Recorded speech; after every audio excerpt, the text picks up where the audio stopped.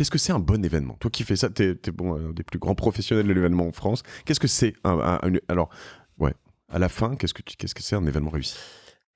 Pour moi, c'est assez simple. Pour moi, c'est quelque chose qui laisse une trace. Donc, il y a des événements très réussis, très bien organisés, que j'ai vus X fois dans ma vie, dont on se souvenait plus le lendemain, ou 2 jours après, ou 3 jours après, qui n'avaient rien laissé. C'est comme Les JO, déjà, il y en a qui t'ont vraiment pas marqué, toi? Alors, moi, en tant que téléspectateur, j'y mets ce que j'aime et ce qui me laisse ce type de souvenir. Donc oui, bien sûr, il y a des JO qui m'ont plus marqué que d'autres. C'est l'enjeu, hein, d'ailleurs. C'est pas uniquement d'être dans la... Enfin, à mon avis, c'est pas uniquement d'être dans la longue liste. Il y a beaucoup de gens qui pensent que l'organiser, et ils ont raison d'ailleurs, mais que l'organiser est déjà un exploit. Moi, je pense que ça suffit pas. Mais effectivement, il y en a qui m'ont plus marqué que d'autres. Et il y a des cérémonies qui m'ont plus marqué que d'autres. Et j'en ai regardé un certain nombre, forcément, dans les fonctions qui sont les miennes. Mais pour moi, un événement réussi, c'est quelque chose dont on se souvient. C'est comme un film qui laisse une trace. J'adore la bouffe. Je suis dingue de... Je suis capable de faire le tour du monde pour aller dans un restaurant. Il y a un plat de temps en temps. Il y a un goût. Il y a quelque chose qui laisse une trace et dont tu te souviens et qui te marque. Et puis il y a des restaurants aussi bien faits soient-ils, aussi avec des chefs aussi brillants soient-ils. Ben finalement, moi je suis incapable de 8 jours après de te dire ce que j'y ai mangé, même si je sais que c'était très bon. Et en fait, ça marche pareil un événement ou un film. Il y a ceux dont tu te souviens d'une scène en particulier, d'un moment, et il y a ceux dont tu te souviens plus 8 jours plus tard. Un événement, c'est pareil. Ça suffit pas de bien l'organiser. Ok. Et alors, toi, quand on a fait plein et qu'il y a eu des équipes, quand on fait, etc., j'imagine d'ailleurs que ça n'a pas été que des succès. Il y en a peut-être... J'en ai raté un certain nombre. Mais comment, alors maintenant, on fait un bon événement? Ben, comme moi déjà, j'ai cette obsession de la différence et de la rupture. Je pense qu'il y a un mot intéressant dans la com, et un seul, hein, parce que des concepts à peu près fumeux, il y en a, ça, on en a fait. Je m'inclus dedans. Il y en a un qui, à mon avis, surpasse tous les autres, ça s'appelle la rupture. Et la rupture, c'est pas uniquement se faire plaisir, ça veut dire, à un moment donné, créer un incident visuel ou autre qui fait que les gens te remarquent. Et c'est ça, fondamentalement, par exemple, le boulot de la communication, de la publicité, c'est basiquement te faire repérer un produit, une marque, un moment. L'événement, c'est pareil.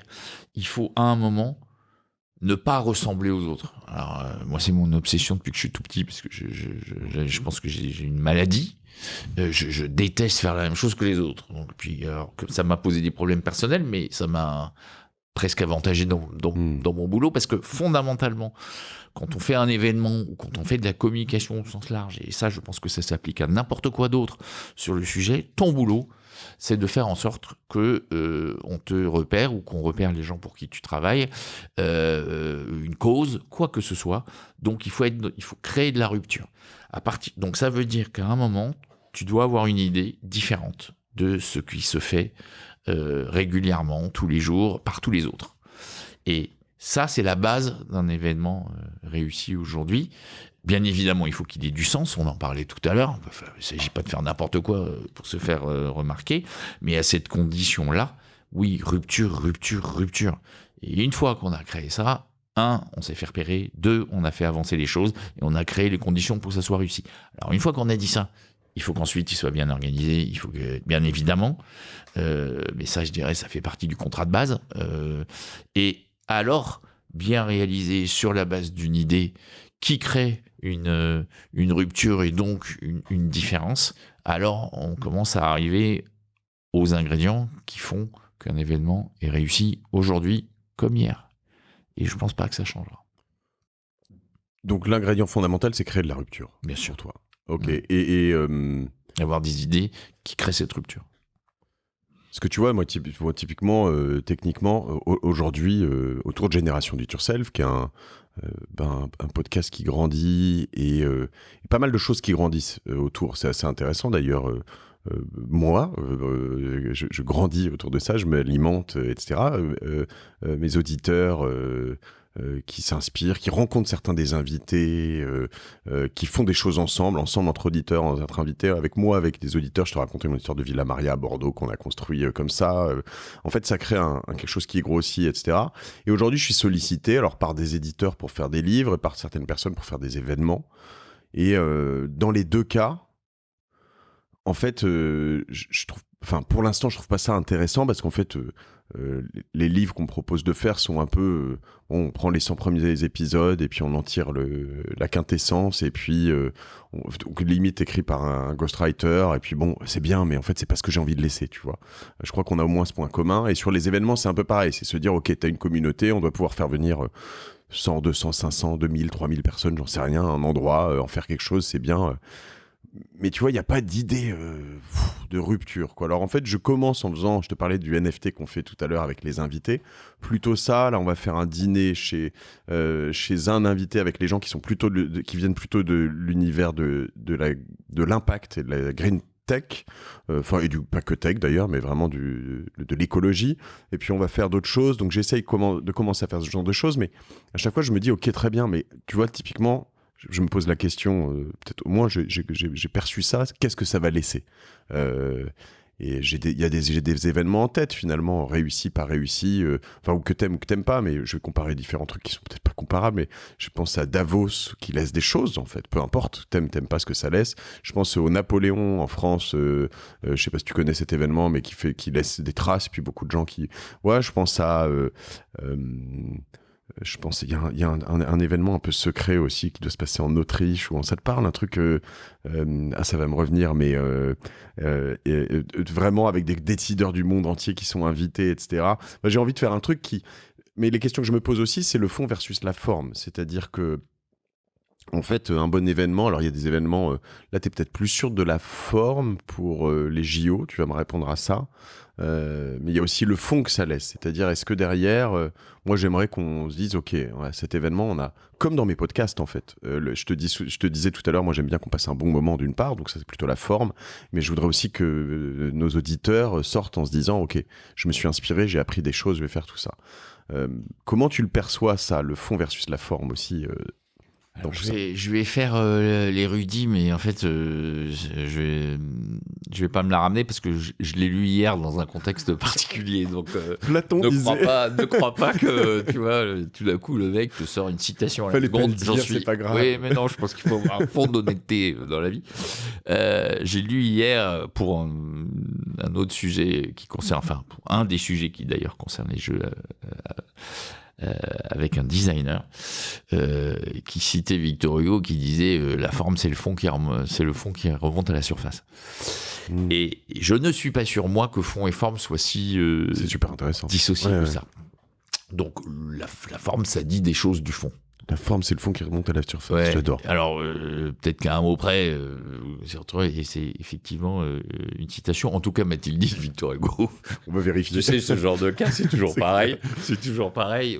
Ça naît ici, et puis à la fin, tu sais, ça finit. Oui, si ça se trouve, pas du tout. C'est lui qui l'a écrit le matin. Mais j'ai trouvé ça chouette. Donc, du coup, j'ai pas remis en cause la citation elle-même, parce que selon Ouest France, citation du jour, c'est bien selon Victor Hugo, tu vois, donc on croit Ouest France qui est un journal sérieux. Voilà, donc mais ça dit quelque chose. Ça dit qu'effectivement, il faut qu'on arrête les uns et les autres d'opposer les deux. Il y a pas le fond.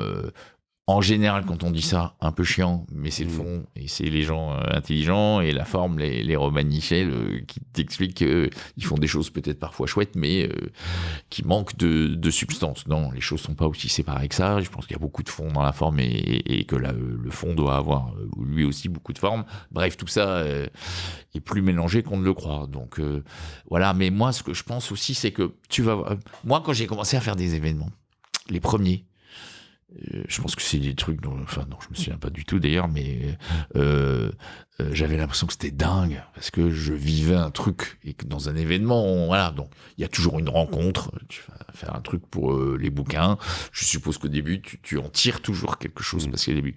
Après, quand t'en fais ton métier, c'est différent parce que tu te rends compte, ou quand t'es entrepreneur et que tu le fais dans un objectif, etc., bah, que tu dois atteindre un certain nombre justement de ces objectifs. Et si tu veux les atteindre, ouais, je pense qu'il faut faire des choses différentes. Et au-delà des objectifs, pour toi après, de ce qui te nourrit, tu vas te rendre compte qu'effectivement, ça peut vite t'ennuyer, quoi. Et ça peut vite ennuyer les gens, d'ailleurs, qui ont 1000 sollicitations de ce type-là par jour et qui eux-mêmes ne se souviendront pas de ces sollicitations, je vais y arriver, ou de ce qu'ils ont vécu si tout d'un coup on leur propose pas une expérience un tout petit peu différente. Donc en fait, tout ça, ça arrive à la même chose. À la même chose, c'est cette obligation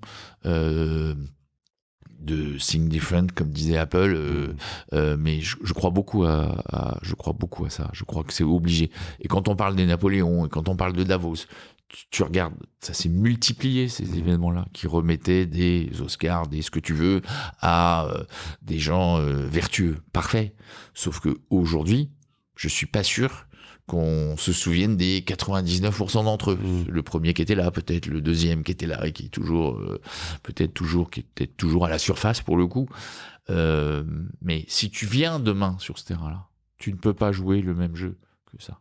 Tu dois apporter quelque chose par rapport à ce que tu veux laisser comme trace et bien évidemment par rapport aux objectifs que tu poursuis.